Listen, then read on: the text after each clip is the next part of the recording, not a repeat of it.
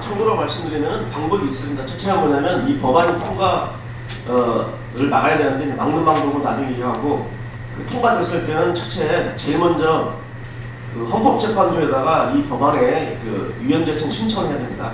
그래가지고 이 법안이 우리 대한민국 헌법에 그 소위 그 시장경제를 위해 어긋나는 거기 때문에 지난번에 그 통합진보당을 해산할 때도 그 해산 사유 중에 분명히 그 시장경제 원리에 어긋난다는 부분이 있거든요. 그래서 그냥 헌법 소원을 하고 그래서 두 번째는 이제 아까 말했듯이 이 법안이 시행동안 동안에는 별 수 없이 우리가 당할 수 없으니까 우리 자유민주 진영에서 다들 그 기업이라든지 그 서학협동조합이라든지 이런 것들을 갖다가 바로바로 청소를 해가지고 이 법안의 열매를 갖다가 종북 좌파들이 가져간 것을 우리도 막아야겠다 이런 방법이 있고요. 그 다음에 이제 그 세 번째는 뭐냐면 이제 우리 국민적 합의인데요. 이 법안이 실질적으로 국민에게 주는 이득과 폐해 같은 것을 우리가 좀 계속 홍보할 수밖에 없어요. 지속적으로. 그러니까 이 정치라는 것은 결국 표의에서 작용되거든요. 표심에서 작용되기 때문에 표심이 이쪽으로 작용하게 되면은 표심과 어긋나는 일을 안 하려고 하는 것이 정치의 기본적인 속성입니다. 그래서 그걸 갖다가 법안 발의 전에 강력해서 지금 내년에 지금 총선이 있지 않습니까? 그 법안을 국회에 통과시키는데 만약 이 법안에 찬성하는 논의에 대해서는 우리는 내년 총선에서 우리는 우리 낙선운동을 벌이겠다. 1인 시위 방법은 가장 평화적이지만은 사실상 그게 1인 시위라는 것이 사실상은 그게 사실상 그 법안을 억제할 수 있는 디터런스를 가지는 것은 아니거든요. 그다음 항의 사원에 대해서 좀 강력하게 박근혜 대통령이 1인 시위한다면 혹시 모르죠. 그렇지만은 그럴 가능성은 전혀 없고 그렇기 때문에 그 우리가 그 국회의원들을 대상으로 패치라든지 각종 공을 보내가지고 이 법안에 찬성하는 사람은 이런 대한민국 헌법재판소에 반하는 법안에 찬성하기 때문에 여야를 떠나서 우리는 지지하지 않겠다. 낙선운동 벌이겠다.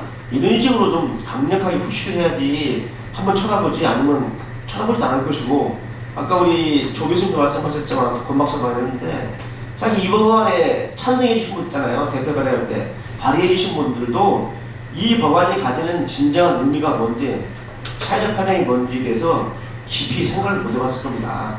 그냥 유승민 의원이 한다고 하니까 좀 사인 좀 해줘 하니까 해주라 하는 것이지 정말 이 법안이 어떤 법안인지 1조부터 끝까지 법안을 한번 제대로 정독을 하고 이 법안에 찬동하는 그 국회의원들은 뭐 그렇게 많지 않을 거예요. 그래서 강력하게 이런 방법으로 또 아마 모일간지에서 지금 아까 다녀갔는데 그 모일간지가 지금 이 사회적 경제법안에 대해서 지금 그 특집회사를 좀 취재하고 있어요. 그래서 모 단체하고도 그 지금 설문조사, 여론조사도 받고 좀 그런 거 있는데 이런 이제 대형 언론사들이, 메이저 언론사들이 이 문제를 집중적으로 거론했을 때 이 정치권도 표심이 이를 생각할 수 없기 때문에 아마 그쪽을 자극하는 것이 좀 더 현실적으로 좋지 않겠다 생각합니다. 이상입니다. 네. 그 다음에 이제 아까 착한과 관련해서 사실은 착하냐 착하지 않느냐 이런 식으로 뭐 할 때 사회적 경제라는 게 착하지 않죠. 왜냐하면 사실은 아까 젊은 그 조동 교수님 말씀하신 젊은 친구들 취업하기도 어려운데 그런 사람들 취업을 더 어렵게 만들어서 돈이 엉뚱한 데 가서 그게 아까 뭐래요 한살림 뭐 이런 거 사실은 그냥 둬도 상당히 비전이 있는 앞으로 상당히 그것도 되는 사업성이 있는 데다가 그 돈을 퍼주면 아주 착하지 않는 거죠. 네. 사람들한테 그런 것도 왜냐하면 우리가 가진 그러니까 누군가의 것을 그들의 동의 없이 가져와서 어디에다 쓴다는 것은 그건 착하지 않은 거죠. 그래서 제가 생각하기에는 전혀 착하지 않다 이게 그런 생각이 좀 들고 그래서 이걸 앞으로 어떻게 하는 게 좋은 건가에 대해서는 뭐 많은 생각을 안 해봤습니다만 일단은 통과되기 전이라도 어떤 형태로든 이런 언론이든 이런 토론을 통해서든 아니면 또 다른 형태로 예컨대 뭐 아까 말씀하셨잖아요. 국회의원들 동의한 사람 가운데 실제로 그 서명을 같이 발의를 같이 한 사람 가운데 직접 해봤더니 만약에 그 사람이 잘 모르고 했다 이런 사람이 있으면 그럼 당신 말을 갖다가 다른 데다 이렇게 밝혀도 괜찮으냐? 그럼 그 사람은 앞으로 자기가 몰라서 했는 거니까 똑같은데 찬성하기는 어려울 거 아니겠어요? 예컨대 그런 식으로 뭔가 좀 이렇게 하나씩 이렇게 해 나가면 의외로 생각보다 이게 또 그 다음에 특히나 돈 쓰는 부분이 얼마나 커질 수 있는지를 좀 이렇게 다른 것에 비해서 보기보다 이게 돈이 많이 나가는 그런 거고 그런 것들을 좀 잘 밝혀주면 도움이 되지 않을까. 더군다나 아까 세 번째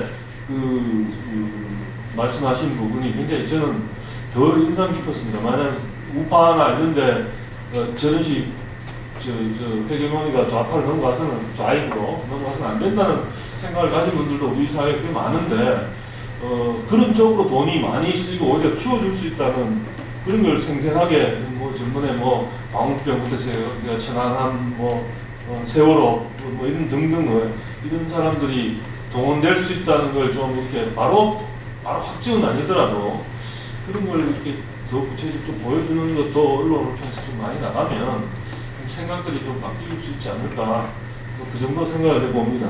이상입니다. 저기 좀 덜 하나는 이들이 지금 농협 수협 축협도 접수하겠다. 만약에 문재인 씨가 정권 잡았으면 내부 계획을 마련해놓고 있었고 현재로도 아마 금융업으로 진출하려고 합니다. 그리고 그게 다 열려져 있어야 될 것 같습니다. 아마 그런 거대 조직이 또 돈까지 다 쥐고 있으면 거기다 정부 지원까지는 어떻게 될지 생각은 끔찍한데 가장 우선은 선동을 시작하는 겁니다. 실체를 폭로하는 것부터 시작하는 겁니다. 현재 그 생협들이 전부 이렇게 유기농이니 바른 것들이 포장하고 있습니다. 그래서 맨 처음 그 포장을 벗기는 일부터 시작해야 됩니다. 과거에 80년대 민주운동이 자유운동이었다고 폭로하면서 그들이 몰리기 시작했거든요. 그들 실체는 종북이라고 우리가 몰면서 가는 거예요. 사실은 굉장히 공격적으로 이들 생협이 포장을 하고 있지만 실질적으로 묻는 건 진지다. 라고 끊임없이 폭로해야 그리고 그것을 일반 국민들이 알도록 해야 되게 그게 첫 번째고 두 번째는 최소화해서 공격해야 됩니다.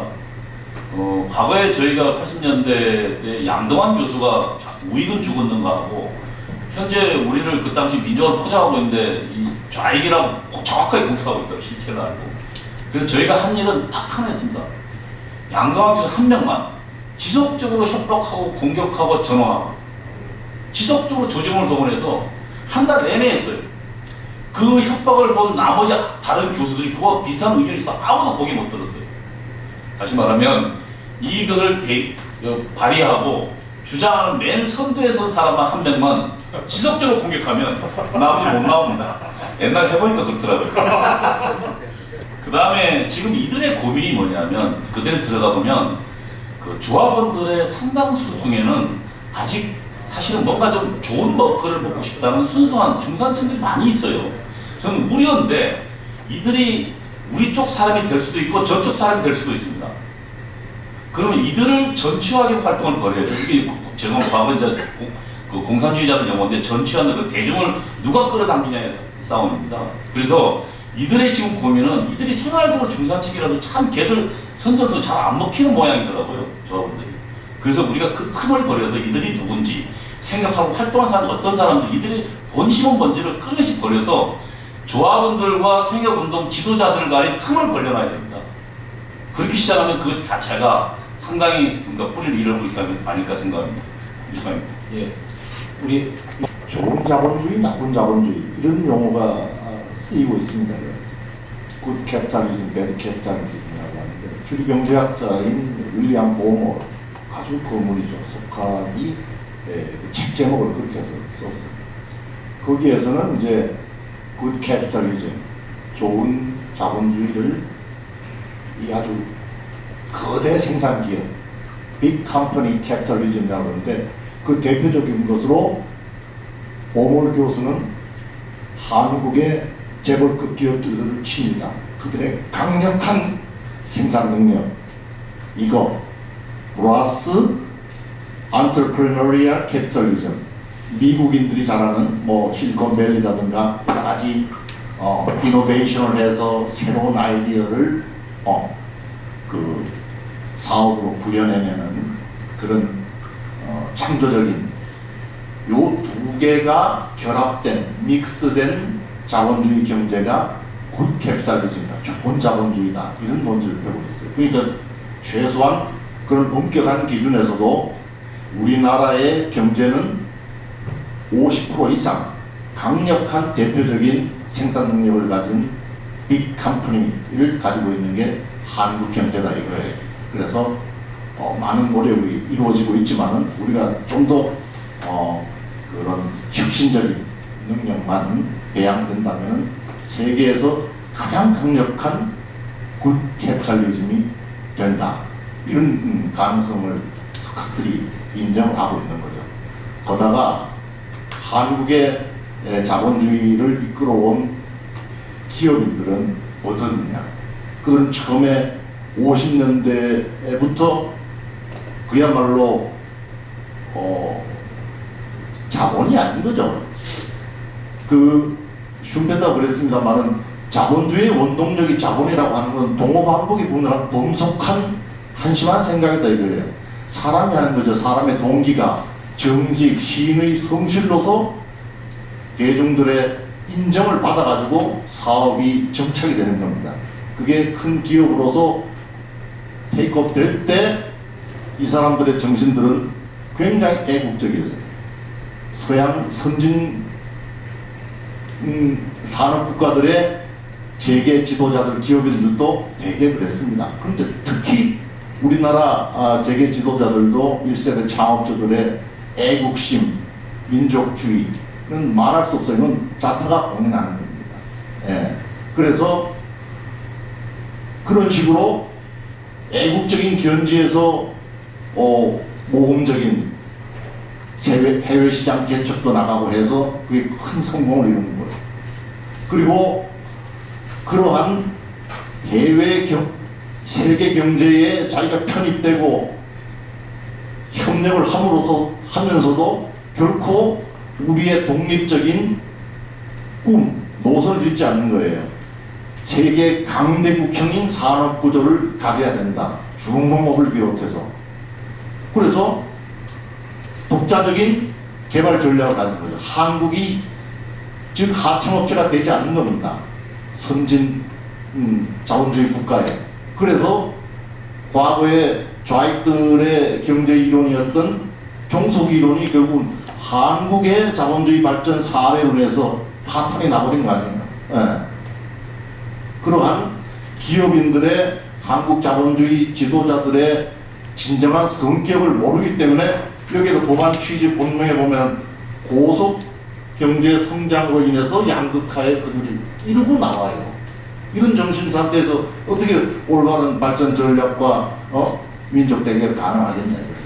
바로 정신적인 무식, 오류가 여기서 시작되고 있다. 이렇게 볼 수 있습니다. 현실 역사적 사실을 정확하게 알아야 됩니다. 저는 사회적 경제 기본법안 보면서 여기 어떻게 우리가 대응해야 되겠는가라는 것을 간단히 생각해서 이전 통과되기 이전과 이후로 구분해서 생각할 필요가 있다라고 생각을 했습니다. 저는 뭐 이제 국회에 가서 소위 위원들 만나고 소통도 하고 또 여기 연구소도 가고 가서 느끼는 것들은 대부분의 국회의원들이 이 법안의 심각성을 모르고 있다는 것에 대해서 깜짝 놀랐고요. 그래서 그 사람들도 거의 어떻게 보면 이 법이 그런 성격을 갖는가 또는 이것이 그런 파장을 가져올 것인가라는 것을 거의 잘 모르고 있었던 부분이 있습니다. 그런 부분들을 좀 그들이 어떻게 설득하고 알려줄 것이냐라는 것은 하나 문제가 있거든요. 그러니까 아까 우리 조동 교수님 1인 시위로 말씀하셨지만 물론 그것도 중요하고 또 보수이익 단체에서도 이 사회적 기본법안이 우리 사회에 어떤 의미인가를 좀 더 정확히 파악을 하시고 이번에 더 적극적인 대응을 하는 것이 필요하지 않는가라는 생각을 해봤습니다. 물론 전화 여기 앞에 계신 분들도 그것도 그 나름대로 이니시하시는 분들 계시고 또 어디 가서 이제 이야기할 수 있는 부분들은 이야기하고 전파를 하겠지만 또 아까 그런 그 단체들 같이 활동하시는 분들도 그렇게 적극적으로 활동하는 게 필요하지 않는가 생각해요. 이것이 통과가 된다면 당연히 이 아까 우리 영의원님 말씀하신 대로 무조건 참여를 할 수밖에 없지 않겠는가라는 거죠. 그렇지 않으면 완전히 저쪽에다 해보지 놓기 좋은 건데 이제 그 과정 속에서는 뭐 이런 것들이 필요하지 않는가. 협동조합 문제라든가 아니면 사회적 경제, 그다음에 생협 이제 이런 부분에 대해서 이 보수 우익 쪽에서 좀 관심을 좀 갖고 그쪽에 대해서 좀 공부 좀 하고 그쪽에 대해서 뭔가 좀 파악하고 있어야만 하지 않는가라는 생각을 했습니다. 그래서 조금 중장기적으로는 그런 부분에 대해서 대비를 하고 있어야 되지 않는가. 왜냐하면 저쪽 좌익권 좌파 사람들은 수년 전부터 이 부분에 대해서 실제로 공부를 해왔고 자기들 나름대로 학습을 해온 부분들이 많습니다. 자기 나름대로 얘기를 많이 하는데 우리는 그런 것들이 굉장히 부족하다라는 생각을 하면서 중장기적으로 그 부분에 대해서 좀 준비를 해야 되고 그리고 어쩔 수 없이 통과가 된다면 그 부분에 우리 쪽 그 보수 우익 쪽에서의 사람들이 당연히 들어가서 활동을 해야 되고 그래야만 완전히 모든 것을 빼앗기는 그런 상황을 막을 수 있다 이렇게 생각을 하고 있습니다. 참고로 말씀을 드리면 눈물 있는 자본주의가 이렇게 보셔야 돼요. 자본주의의 성공이 자본주의 실패보다 훨씬 더 크다. 그런데 우리 사회에서는 자본주의 실패를 너무 많이 부각시키고 있는 것 때문에 지금 문제가 있는 것이다. 이렇게 말씀을 드리겠습니다. 여기서 지금 논의됐던 문제 중에서 한 가지 분명히 조금 해야 될 문제가 하나 있는 것 같습니다. 착한 기업과 나쁜 기업 또는 착한 경제와 나쁜 경제예요. 자본주의 경제의 핵심은 기업인데 기업이 존재하는 이유가 어디에 있는가? 저는 이렇게 보고 있습니다. 양질의 제품을 값싸게 공급하는 것, 지속적으로 고용 창출하는 것, 그리고 이윤을 창출해서 거기로부터 시작해서 세금을 내는 기업. 이런 기업은 착한 기업이고 착한 경제예요. 그런데 기생하는 경제는 어떤 경제인가? 고용을 창출하지 못하는 기업, 정부의 세금에 의존하는 기업, 또는 다른 생각을 하고 있는 기업은 나쁜 경제, 비윤리적 경제, 전에들이 이야기하고 있는 것처럼 비윤리적 경제, 윤리적인 경제를 구별하는 기준이 이것이 아닌가 저는 이렇게 생각을 하고 있습니다. 그 결론을 내리도록 하겠습니다. 돈을 버는 방법은 두 가지 방법이 있습니다. 다른 사람을 이롭게 하면서 돈을 버는 기업이 있습니다. 다른 사람을 괴롭히면서 돈을 버는 기업들이 있습니다. 다른 사람을 괴롭히면서 돈을 버는 기업, 가장 대표적으로 조폭입니다. 어떻게 보면 사회적 경제에 기생하고 있는 기업들은 사회적 경제 기본법에 의존하려고 그러는 기업들은 이럴 가능성이 굉장히 높다라는 점에서 저희들이 오늘 세미나를 기획을 했고요. 여기서 마지막으로 말씀을 드리고 싶은 것은 법이라는 것은 만들어지면 제도가 되고 어쩌면 그 경제의 질서를 만들 수 있다. 그래서 잘못된 질서, 잘못된 제도는 우리가 만들어지기 전에 막아야 됩니다. 막지 않으면 더 큰 피해를 가지고 올 수 있다. 비록 청중은 작지만 저희가 오늘 가졌던 사회적 경제 기본 법안 무엇이 문제인가라는 것은 저는 충분히 우리의 생각을 논의했고 이 논의가 확산되리라고 저는 이렇게 생각을 하고 있습니다. 제가 아까 말씀드린 것처럼 국회의원의 88%를 지금 믿지 않는 세상. 왜 믿지 않는가? 엉뚱한 짓을 하기 때문에 그렇다라는 것을 말씀드리고 오늘 세미나를 끝낼까 합니다. 끝까지 있어줘서 감사드립니다. 감사합니다.